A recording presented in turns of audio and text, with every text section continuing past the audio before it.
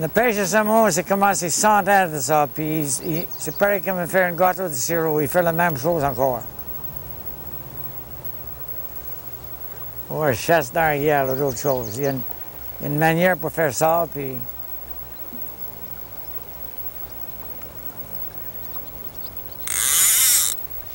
Les techniques ne sont pas complexes. Je veux dire, c'est pas une activité, selon moi, qui évolue et avec la science, avec les nouvelles technologies, là, on va en arriver à prendre du saumon à tous les jours, chaque fois qu'on y va, au contraire. Il faut que ça reste une activité un peu qui nous permet d'être en contact avec la nature, ou plus souvent qu'autrement. On peut revenir bredouille, mais toujours heureux d'avoir pratiqué cette activité-là. Tu commences toujours avec une ligne courte. Tu as marché, puis tu commences à caster. Voilà. Tu couvres pas de l'eau jusqu'en avant la botte. Tu fais la même chose de l'autre bord. Tu fais venir toujours les mouches, la ligne en avant le bateau.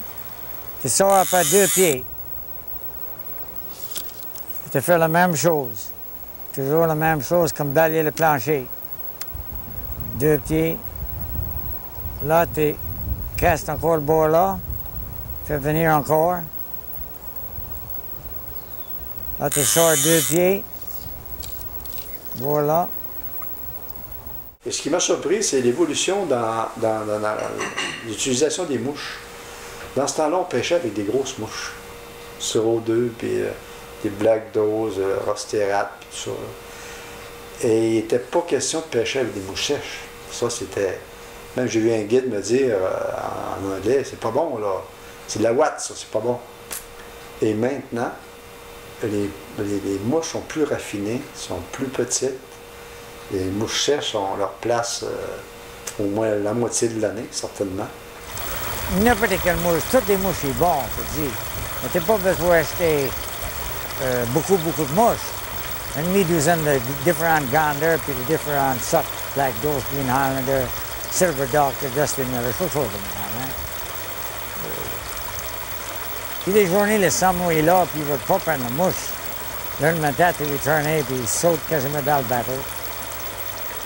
Tu fais de la pêche, c'est le lancer. Comment? Faut que ta mouche travaille tout haut. Parce que si tu envoies ta mouche, puis la soie descend en bas de ta mouche, elle ne travaille pas. Ta soie, elle passe en avant du nez du saumon. C'est pas ça qu'il veut avoir, c'est la bouche. Puis, toujours prêt pour le saumon quand il prend la mouche. Quand tu viens ton saumon libre pour prendre la mouche, donne pas un coup de mouche, un coup de logne, en cause. Il va prendre la mouche lui-même. Il faut que ça reste une activité imprévisible. Prévisible dans son plaisir, prévisible dans son contact avec la nature, mais imprévisible dans le résultat. De toute évidence, oui.